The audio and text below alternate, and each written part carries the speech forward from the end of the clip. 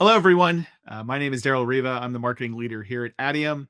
And with me is our Chief Revenue and Customer Officer of Arroya, Brad Wood. Welcome. Welcome. What a day, Brad.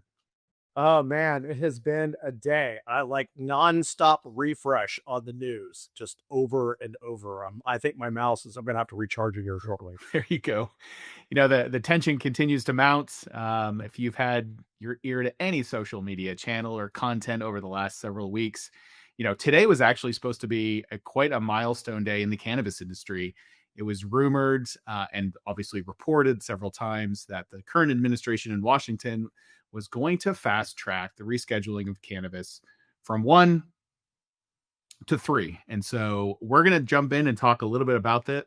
We're going to talk about some of the pros and cons and, just get your take on it. So why don't we just go ahead and jump in? It kind of feels like this anticipation and the tension. This is going to be a fantastic Netflix documentary in the future, one that I'll definitely have to watch. But, here we are.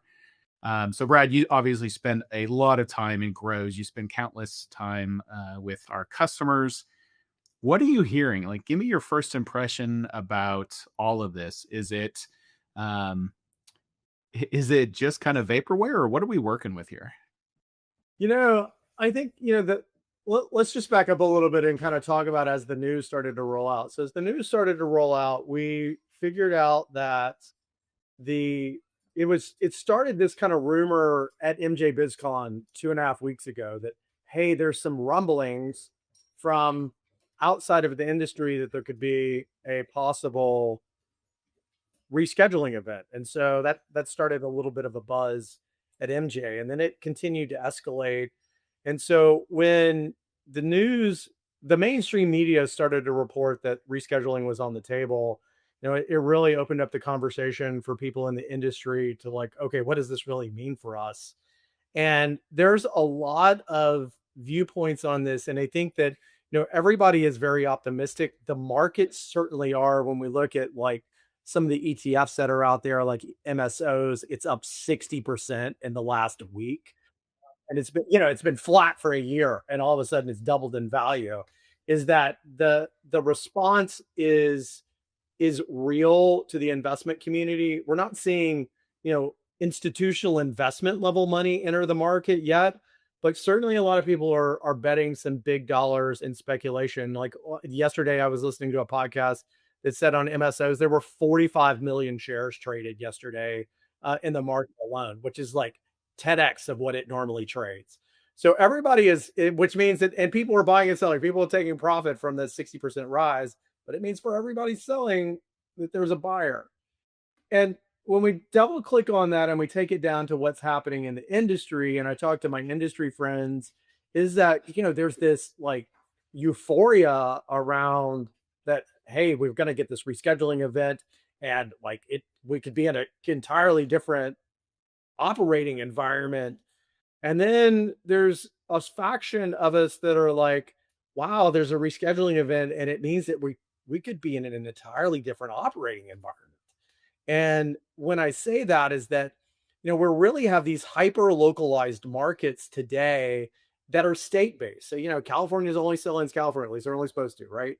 So with that, you've got this very competitive market, and but it's everybody's operated, and all of their frameworks and the regulations or everything is tuned to California, and it's staying on a state by state basis because, of course, we don't have interstate commerce with cannabis today. And so what all of a sudden this starts asking the question is, if we start with interstate commerce, like, and the feds get involved and there's Fed regulation, what does that do to the local business? And somebody, like you and I came out of the secular world into this industry. I did a lot of business in my previous life with the federal government. I did like multiple agencies. And the one thing that I know is that for every, well, rules of physics apply. For every action, there's an opposite and equal reaction, right? And so I look here as what's going to be that. And I think the reaction very well could be regulations that make it hard on the smaller operator to comply, especially if they're wanting to play in this new federal regulated market. And so if you look and say that, The total TAM in California is now, currently, just let's use round numbers, is $4 billion, and it opens up the whole country. And now it's a $200 billion TAM nationwide, plus gives us the ability to export. Everybody's going to want to go after that because in the local markets, we know everybody's compressed. So we're in this position now of like, okay, this new market could be coming, but what is going to be the cost of entry to enter that market? And I think some of the smaller high quality operators are going to be challenged for some of the capital requirements to enter. And then when I say that, the requirements might be, I mean, very well could be things around GMP and other things that we just simply don't have in these facilities Yeah, today. I think it's interesting. I think a lot of people are getting their hopes up. I think if you want to uh waste or maybe even continue to educate yourself, hop on Reddit and check out the hundreds and thousands of different opinions that are out there. I think there's a little bit of clarification that's necessary as well, just to help create a baseline depiction of what this is about. First and foremost, this is not declassification, right? There's a lot of back and forth about okay, overnight, does this become federally legal? The answer is no. We're talking about a reclassification. And even to that point, this administration signing a document with a pen is not really going to change anything overnight, right? There's still a process. This will maybe fast track that process, but there's still a process that this has to go through, whether it's congressional hearings, whether it's ensuring that DEA approval is where it needs to be. So, are we getting our hopes too high that anything is actually going to change anytime soon?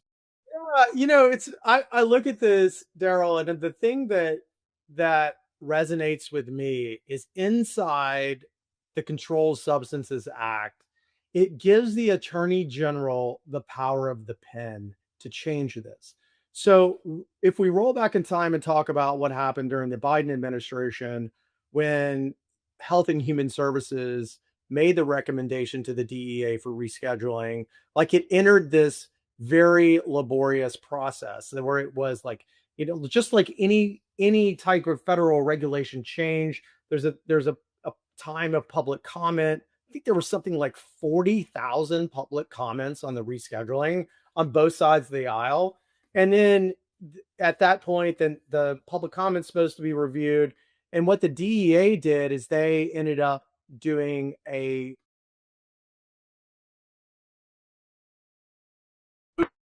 to make a decision or whether class.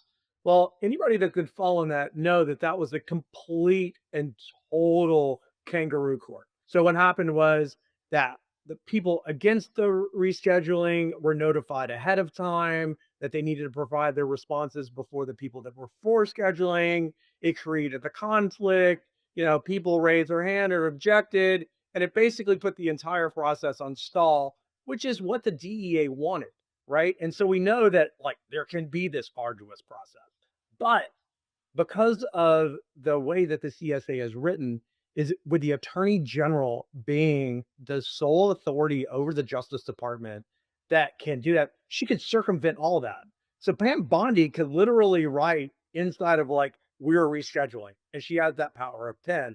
I don't know why the previous administration didn't do that. Would have made things a lot easier. But other than that, like what we are seeing now with this administration has been unprecedented in history in the way that we're seeing legislative, and not only just legislative, but regulated industry and regulated factions of the government change with executive order. So I mean, like there's this window, and that's the big speculation right now is that what's that going to look like? And if it looks like it could go down with just the AG signature to go along with it, which like she has the authority to do, could do it. It bypasses the DEA, it bypasses the FDA, it bypasses everybody. It just said it's now Schedule 3. And so, like you had said earlier, what does that mean to us? Well, I think the biggest thing that happens that when we go to Schedule 3 is that all of a sudden, and in Trump and all of his messaging, if you read between the lines and you've kind of learned Trump speak, is that you hear him talking very heavily. It allows us to research it, and these Yeah, things, technical side of things. putting that slant on it, like today is a Schedule 1 drug. it's no medical uses. So there's no federal dollars that can go into researching it. There's nothing that can happen. This opens it up for total federal research, which based off of the people that have been inside of Trump's, circle of influencers on this topic are core of that. Got the Commonwealth Project, you've got Chem at Truly, you've got this like pretty big ecosystem of people that are pushing hard and have lobbied hard, have invested a lot of money to see this happen. So I'm hopeful it may go the AG route, and it won't have to go through this arduous DEA ruling. If we've learned anything over the last 11 months, is that anything is possible, and the most unlikely thing is probably it. So And very true, right? You never know what's going to be around the corner, and obviously the internet is full of opinions. But there's definitely speculation of the pros and speculation of the cons, and I'm using the word speculation because I think we're all going to learn about this together as we go through it. But um, you know, plenty of positive outcomes that can be derived from, again, of the stroke of a pen. But let's talk a little bit about the pros of what we're hearing, the impacts to the industry, the impacts to the cultivators, and what's going to happen in the grow. yeah, the most important, and I think the elephant in the room that everybody that everybody is talking about, like that, like, and it's not like the elephant that nobody's know. We're all talking about is in the plant touching world. So anybody directly involved with cultivation or the manufacturing of cannabis based products will now be exempt from the IRS 280E tax code, which effectively is going to decrease their taxes by about half. So when you look at that, that's immediate cash flow that adds back to operating income for the companies, which means in these compressed markets that all the money that they're having to spend now on taxes can flow back to investors, can flow back to owners, and can flow back into capital investments that people need to make in their growths. When we like the big positive and the other elephant in the room we aren't talking about in this cultivation world is that some of these grows are getting old, right? You're talking about mechanical systems that have been running at max capacity for anywhere from a half a decade to a decade, and just like that stuff wears out. And so it's not like these companies don't have to make capital investments. Some of these guys are looking at multi-million-dollar mechanical investments that they're going to have to make to like just get their facility back to where it was. So this is going to provide capital to be able to do that. Huge pro, huge pro. The next thing is that, if we come in and we do create this federal medical market as a part of this, we're all of a sudden, that is just going to level up the quality and consistency of the plant that cultivators are growing today. Because frankly, pharma's going to demand it. But I played this scenario with somebody today. I'm like, we talk about quality and consistency in flower and like as a consumable, smokable product and where we get there. But when we start real medical research and we figure out, and the pharma companies start figuring out ways to create intellectual property around the plant, right? All of a sudden, are we going to have a limonene based pharmaceutical? And so we're going to need to grow limonene heavy plants that, or throw another terpene in there that has a stated effect that an efficacy that that consumers want, that can be prescribed and patented. Really interesting. Yeah, the IP aspect. So, like, we look at all of this stuff that happens, and when we start looking at like, okay, well, that creates an entirely different set of challenges that are good, because that's really going to make us drive genetic quality to be able to drive the expressions for products that people are going to need. And when I say that, that's not consumers that are wanting to buy flour, roll it up, and smoke a joint. It is for corporate consumers that are looking for specific compounds to be able to create the medicine that they want to be able to take to market. Yeah, I think that's a fantastic fact. Actually, one I haven't even put any brain cells towards at this point.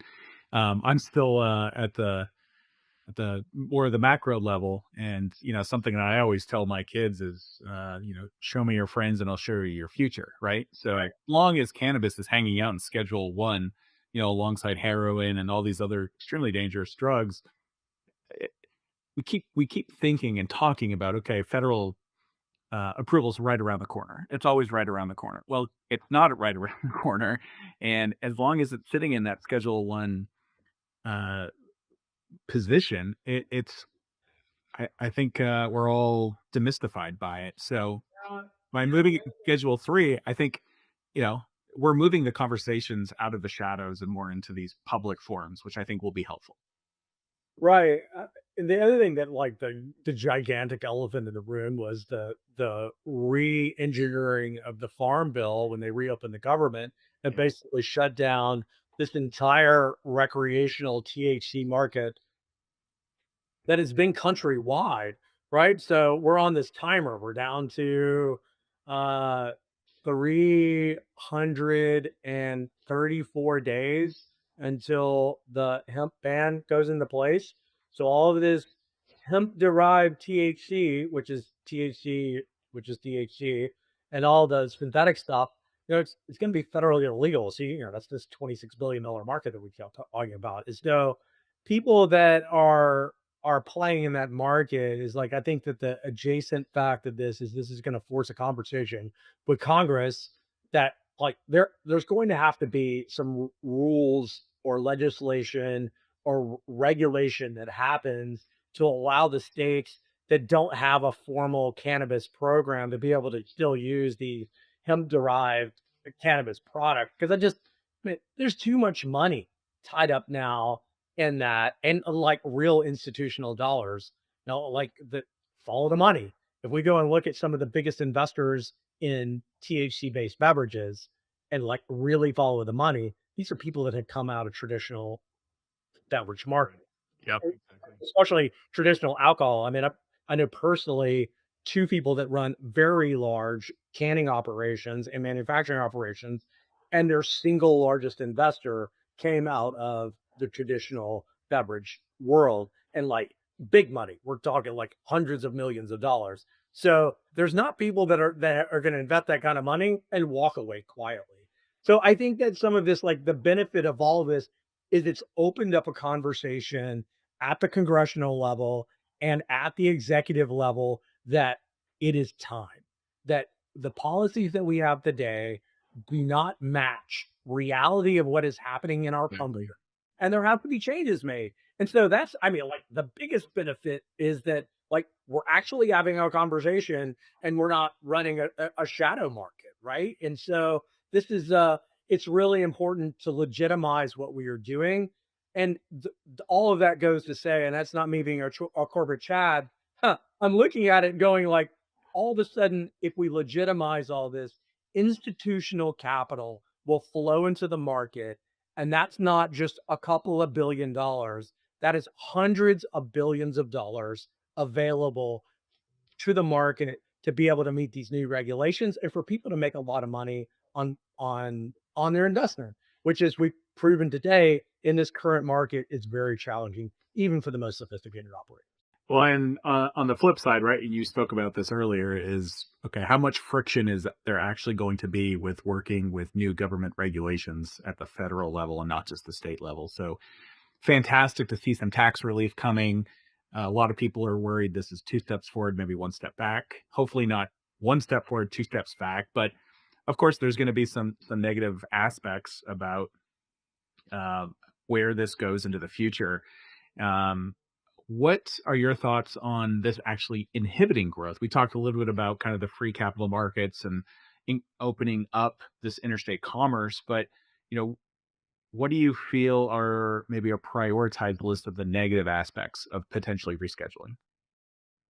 Yeah, well, I think the biggest like possible negative, like okay, well now all of a sudden we've opened up the box and the FDA cares and the DEA cares, and like do we start having regulations in these state recreational markets that is in direct conflict of like, okay, right now the states that have made it medically legal and recreational legal are pretty much like, hey, federal government, states' rights, we're going to do whatever we want to. Right. Foundation of our country, awesome. This is why we're the country that we are today, right? But all of a sudden, when we federalize things and there is true federal rules, like federal rules apply. And so, and rules apply, and rules are only applicable if there's enforcement. So, like, what is the enforcement engine going to look like? Is that going to affect the existing recreational markets that are out there, which there are 24 recreational markets in the United States today? Nearly half the country has said, hey, we want to smoke weed, right? And like, it's been accepted. Many of them passed by either a state constitutional amendment, voter based initiatives. It wasn't like it was driven by the people for the people. And so, what's going to be the impact of that? Is there going to be a federal cannabis tax? Is this going to run like the ATF? Like all of a sudden, we're going to put ATF infrastructure around this. There's a lot of speculation. And I've been one and I preached pretty heavily on this. Is like, look, of all the things that we have in place in the existing federal government to be able to handle cannabis correctly, the ATF regulations and ecosystem fit. And I think I've said to you in Path of Government, we talked about this with MJ. I'm like, I think it's really going to end up being the ATFC, right? And so that makes the most sense of who's going to manage it. I think you'll have it under FDA guidelines for like pharmaceuticals, but who's going to enforce it? It's going to be enforced by the ATF and the DEA. And like less by the DEA, unless people are doing something weird, they write some weird things. This is where it gets super murky. And I wish I had a better crystal ball. The only thing I have is like history and like the crazy things that we've done with the government and legislative change or executive order and how that translates into like daily operation. Like a lot of that like can get really weird. So it could be a wait and see thing. I'm very optimistic. It means a lot to our customers. We deal exclusively with plant crushing customers on both sides of our business. So like we deal with it on the Aqualab side of our business for finished product. We deal it with Arroyo to make people grow great product that can run through and dry and sell. So it's going to have a big impact everywhere. I'm optimistic it's going to be a good impact, but I take that optimism with a very healthy dose of reality and say that, you know what, you're like, I need to temper this just a little bit because it is the government. It is a weird time for the country. And like, what does it mean? I think everybody that is all sunshine and rainbows is probably going to realize that it's going to rain a little bit and it's just a matter of Yeah, I definitely we'll stay clear of kind of the government third rail and the political aspects of all of this. But it's show me what the a government movement has done for me recently, right? It's show me the history. Can this turn into a positive outcome? So plenty of things to keep our eyes and ears on as this continues. But I think one thing's for sure is that regardless of what's happening in Washington, it's actually more important to know what's happening in your grow. And I think one of the key pieces that I was reading an article of is, the influx of capital is going to be fantastic. But if you don't have the SOPs in place, if you don't already have the discipline of knowing exactly what's going on in your grow and how to deliver quality in a consistent fashion, is this really going to impact you? Is this going to be the turning point where you actually start worrying about and improving those SOPs? Is it going to be an opportunity for you to invest in how to be competitive in your market? So rather than focusing on what's going on in Washington, you have a keen sense of what should be happening inside of our customers' grows. So let's talk a little bit about that.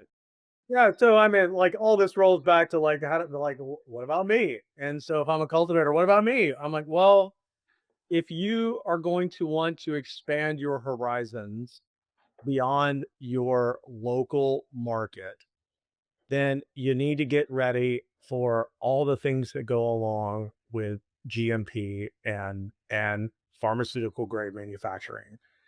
And so that means just what you said, you're going to have SOPs, you're going to have everything documented. I mean, this makes ISO look lightweight, right? So the level of control and documentation that have to go into it, which leads back to like we clearly understand how we create a plant that generates the following compounds that we want and make it very repeatable. We can show that to our customers, we can show that to the regulators, and we can demonstrate that to the final consumers that what we grew is what we said that we were going to grow and it's what we deliver. Right. So, and that goes back to what I talked about earlier. Like this could get really interesting when we talk about all the compounds that the plant creates, and is that people start to isolate the compounds and figure out pharmaceutical products that are based off those compounds. Like you're going to have to like show like how are you going to create those compounds, and then also I mean then that's going to create a premium in the market. And if it doesn't create those compounds, then like how do you divert the crop back to whatever? I mean, like that's a lot of the what ifs of like, okay, you enter this market and you're not ready for it, and you have a failed grow, and the failed grow is because you didn't meet a certain percentage of a certain compound, not because it isn't good smokable flower, but it's not it's not good enough for these pharmaceutical use cases. Is that okay? Now what do you do with it if you're sitting on 100 pounds or 200 pounds or 50 pounds? You're a small grower, you're 20 pounds, right? And 20 pounds at $1,000, you know, are you prepared to take a 20 to $100,000 loss on your grow because you were 2 percentage points off?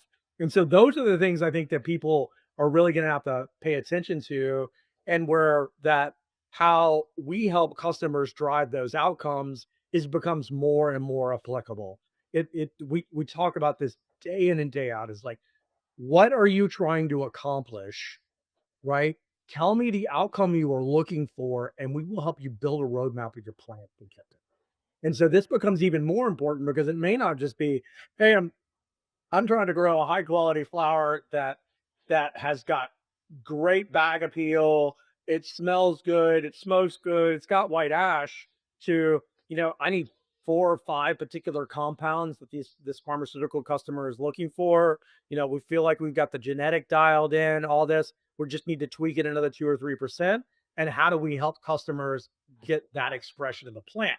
And so if we're able to do that by what we do, by understanding what is happening with the plants in the root zone and the environmentals, and helping drive everything that goes into creating that final product, we make it super repeatable so that, you know, if you're a CFO or you're a CEO of one of these companies and you're looking across the grow and you look and go, I know we're going to hit it, instead of this like grow to grow, like, are we going to hit it? So and we've seen that in the rec markets we play in today, is that people that build a good plan with repeatable recipes get a super premium in the market. They get 2, 3, 4x of what the normal bulk prices are into the market, and they're doing really well. And they do it because they understand that there is a process, that they have created a cannabis factory, right? And that any good factory does the same thing over and over and over again and iterates the process to making it better. You take lean manufacturing principles and everything that go on and you apply it to your grows, and we help with that. So I think that in this new world that we're getting ready to enter, what we do on both sides of our business is going to become even more important for people that want to play in these larger markets. So I can't think that, you know, it's going to separate people. It's going to separate. I don't, you know, I hate to use a cliche, but it's going to separate good from great. And Yeah, absolutely. great operators are going to look at this and go, hey, this is just how we do it, and we do it the same way every time. Like if we found a genetic that works and we've got it dialed in, if we make incremental changes, they are incremental 2 to 3% changes that improve quality and consistency. We're not making these wild swings, and we're certainly not freaking guessing. Yeah, I think if the rest of the industry has taught me anything, it's chaos breeds opportunity, right? And it's those that are going to be able to capture that opportunity. And I think, of course, a little bias here, but I think all over the Arroyo customers are well positioned to take advantage of what's going to be coming down the pipe here. So we'll continue to keep our eyes and ears on everything that's shifting in the market. Keep hitting F5 as much as you can to see what's going on and scraping the news channels. So I'm sitting here, I'm almost jonesing to hit refresh here while we're on. Well, I really appreciate you lending your voice to this, and obviously as an extension, our customer's voice. It's great to have that. Any final thoughts as we turn in? No, I think that just like watch the news, pay attention. You know, like this is going to be very fluid. So you know, I think there's gonna be a lot of euphoria, and then reality is gonna set in.